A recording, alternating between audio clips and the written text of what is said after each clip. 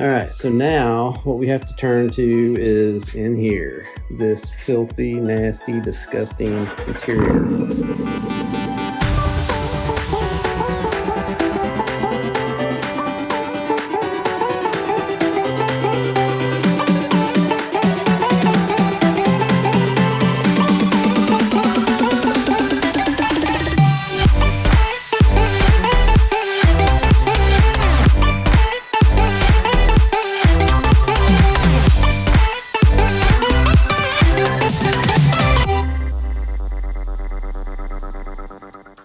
I guess the first order of business is to get the seats out because I need to get the carpet out.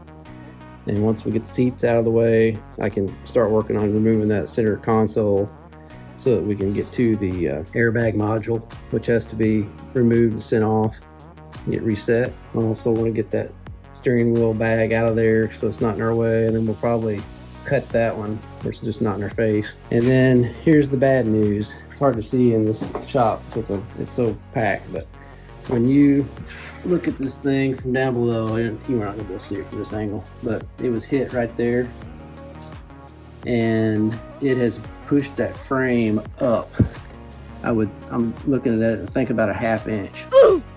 So I got a guy that does some framework for me every once in a while, and I'm going to take it to him next week and let him look at it and make sure he can get it pulled back down. I guess you'd have to put some kind of, get on a frame rack and put something back up in there under it and pull straight down on it. I think it might need to even be pulled this way, catty corner, I don't know. But I have found all the parts. I've got this piece coming, which was almost $800 for this little piece. They're calling it a wheelhouse. And then the fender was 500 and something, or almost 500. Corvette parts are not cheap, but I'm hoping by the time we get this thing finished, we'll still be on the good side of it because we got it bought so cheap. So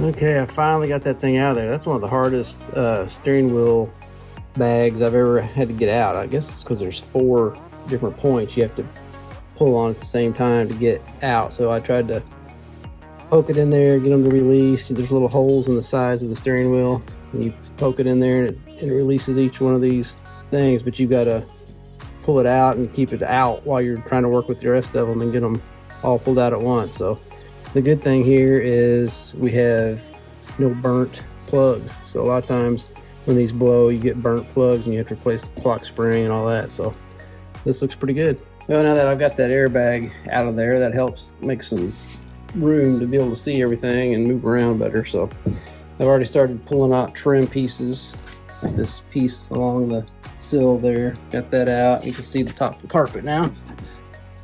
So I'm just going to go ahead and get the seat out, and we'll check and see if that pretensioner is pulled in from the accident.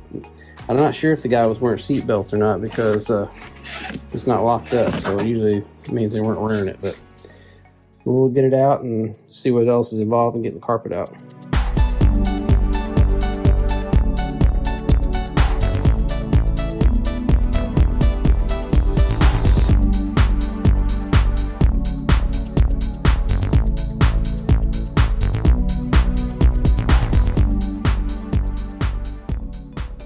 All right, so I've got the seat out, and I cleaned up a small fortune and change out of the underneath it.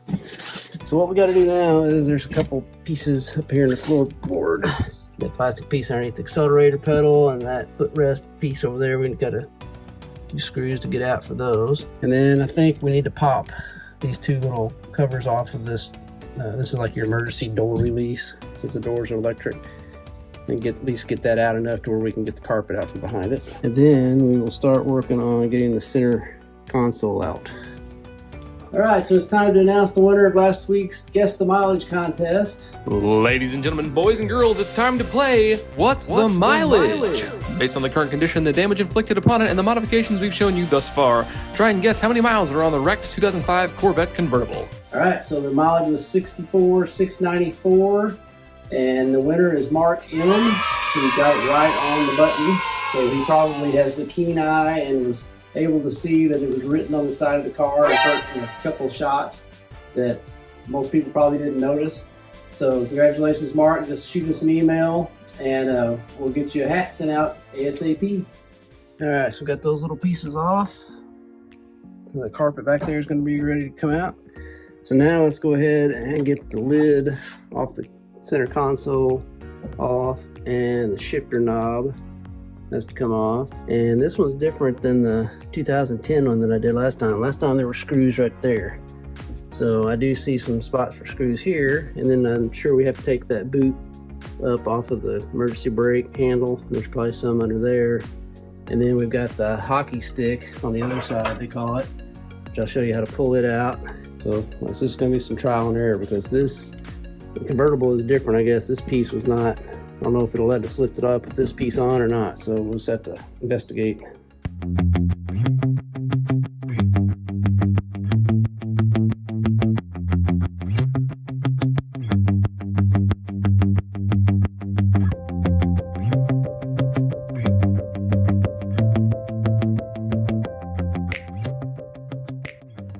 Alright, so either in the wreck or this thing, somebody's tried to take this apart before. Somebody just destroyed all the frame that goes around that boot. I mean, there's all sorts of little pieces to it that are all broken. So I'm gonna have to find another one of those, which hopefully won't be too hard. The hockey stick right here is broken on the end, but I think that's a common thing. So I'll plastic glue that or staple it back together and fix that. So now the trick is going to be, we've got it loose back here, and I've got some play on this where I can hopefully get it out of there. But I have to figure out what's, usually there's two screws right here on the later one, so I'm not sure what screws are holding that down or if it's just clipped in there. So I'm gonna have to research that before I pull off that bezel there. Okay, so I did a little research on this, trying to get this up, and there's supposed to be 3 screws actually back behind that, 1 nut and 2 little bolts. We have to pop that thing up. So this was only, I think, for 2 years. I think the 05 and 06. So let's see if this pops it up. Okay, I just had to pull a little harder. So pop that up. That comes out. And there's 2 screws here, and 1 bolt right there. And I'm assuming I'm probably going to have to replace this just because this thing was full of water. I have to look at it and see if I can get it to, there's supposed to be a bulb in there or something that shows when this thing is activated, changing your ride, your selective ride from tour to sport. But I never did see this light up when we started it, so I don't know what's going on with it.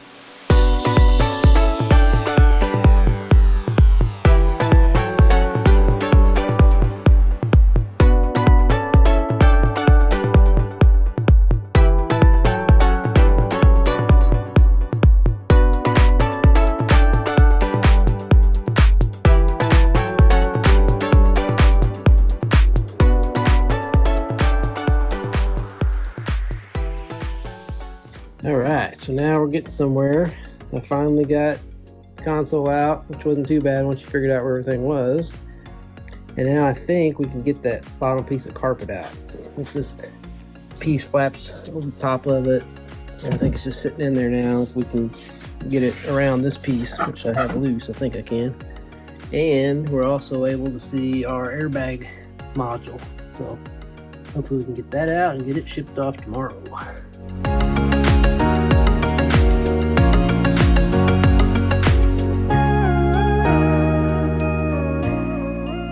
Alright, so that piece of carpet is out, and yes, it was soaked underneath it. Luckily all that, the Corvette's all fiberglass, so there's nothing that can rust. So I pulled it out here. I think the best way to do this is the padding underneath is what's soaked. Rather than trying to power wash this thing, I think we'll need to just kind of hang it up outside and let it dry, and then flip it over and shampoo it instead of trying to power wash it. I think I can shampoo it and get it nice and clean. So now we'll start on the other side, but it should just be real fast because we've got everything out that's holding the carpet back. So.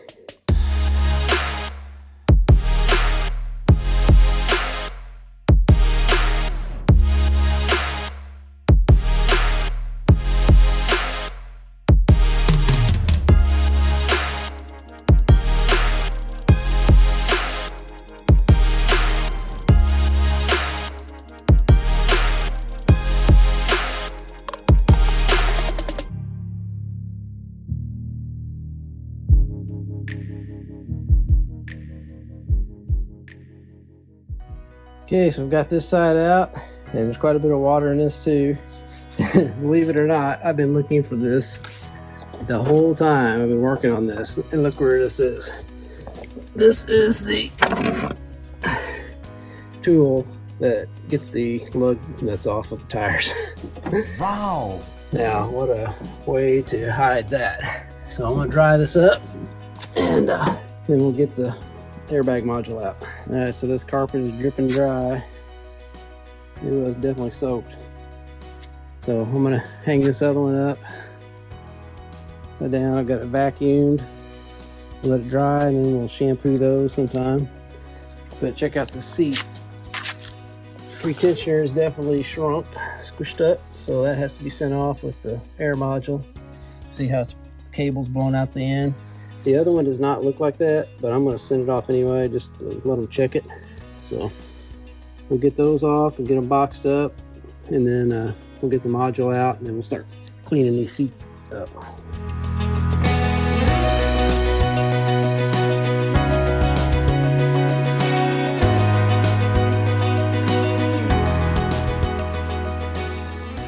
All right, I've got the chairs inside here, and there's our two retentioners off.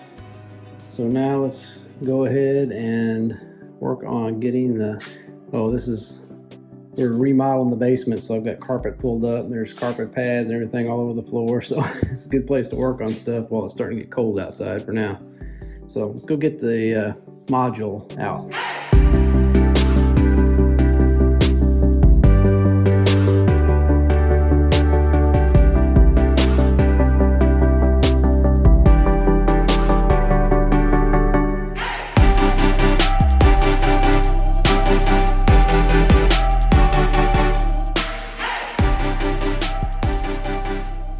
Here's our module out.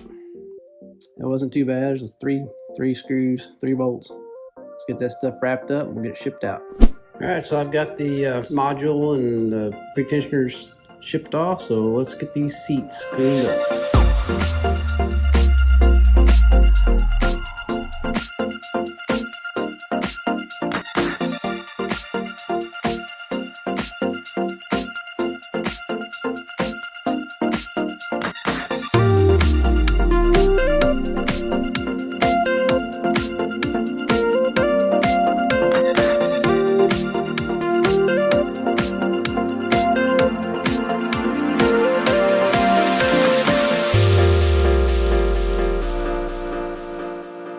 Boy, those look a lot better. So once I get the carpet padding dried out, which is still outside drying in the sun, and I bring it in, I'll shampoo it, and I'm also going to shampoo this one side of the seat. Has cloth on it. I guess the side that goes up next to the console. So I'll shampoo that side, and then this side on that one. Just kind of dirty, so they look good. All right, so now that the car is all dried out, the next thing I want to do is work on these door cards, just cleaning them up. They're just so filthy. The dash is all coming out and getting replaced, so I'm not going to worry about that too much, but let's try to do a little general clean in here while we're waiting on parts. That's still disgusting. Clean up the carpets.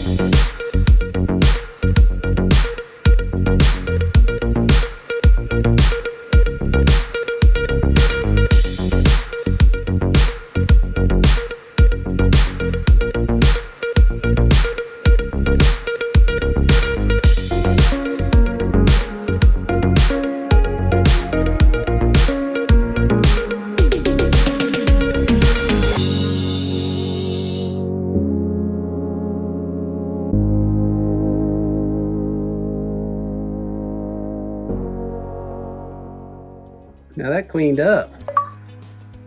Always like it when you clean them up really good with the brush and get down in all those cracks and crevices, and that thing looks mint. All I gotta do is replace that little switch. All right, I just got something in from a freight truck, something I got from a salvage yard and had it shipped, and hopefully it's in good shape. It's supposed to be the front bumper, and I'm hoping there's a bunch of other little pieces and parts on it. It should already be black. I'm sure we'll have to repaint it, but by the time you buy a new bumper and all the little pieces and parts, it's going to end up being a lot more than what I paid for this, I think. So hopefully it's in good shape and there's a lot to it. So I'll show you when we get it out of this box. Okay, so that was a lot of packing. And here it is. So it's got the fog lights and little side lights, I guess those are the blinkers. And it's got the grill.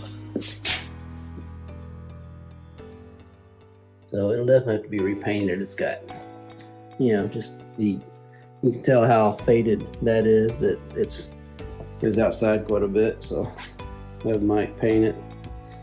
I was hoping for these pieces that go under here. There's like a little duct that goes to cool the brakes and stuff that goes back up into there. So I was just hoping that stuff was in there, but it is not. So I'll have to end up buying those because they're smashed on ours. But pretty good for what I paid for it. So one less piece we gotta find. All right, so I have got all these carpets shampooed. They all finally dried out on the bottom side, so I flipped them over and shampooed the tops. They look good. So we'll let those dry a day or two. Also did the sides of the seats, the part that was cloth. So we'll let them dry and see what else we can get done. All right, so I just talked to my frame guy and he's gonna let me bring the vet over to his place tomorrow and let him look at it. So I wanna take the hood with me just in case it has to stay there and sit outside for a while. So I'm gonna go ahead and take this hinge right here off and put the new one on. I've got the new one, the new strut, and get the hood where at least just lays down on there to protect it. And we'll get that done, and then tomorrow we'll load her back up.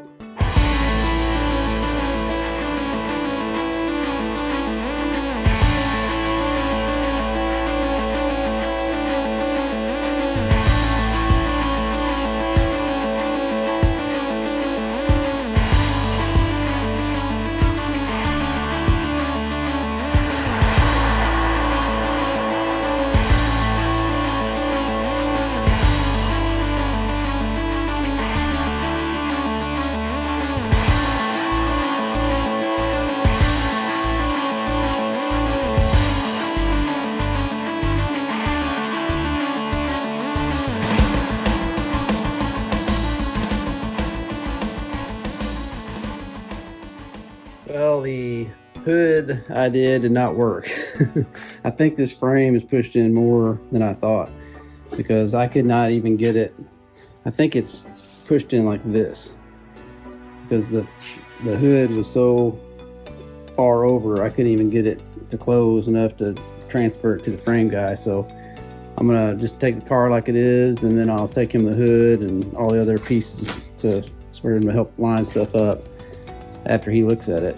But I went ahead and straightened this piece here and replaced that top plastic piece that was broken, so you'd have that. And I changed the door handle, or the door switch, the outside door switch. I don't think I mentioned it before, but these door switches in here seem like they're about wore out. Like you have to kind of touch them just in the right spot for it to release. So I went ahead and replaced that. Now they're super easy to do.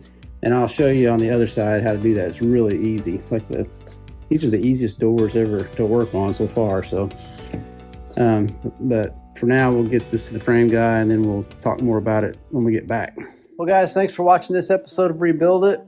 I just got a call from my frame guy, Dan the Frame Man, and he says the Corvette is finished. So hopefully next week we'll have it back and we can start tearing out that interior, getting the dash replaced, and then putting it all back together. So I always love the interior episodes. It's probably my favorite thing to do on the car. So looking forward to that.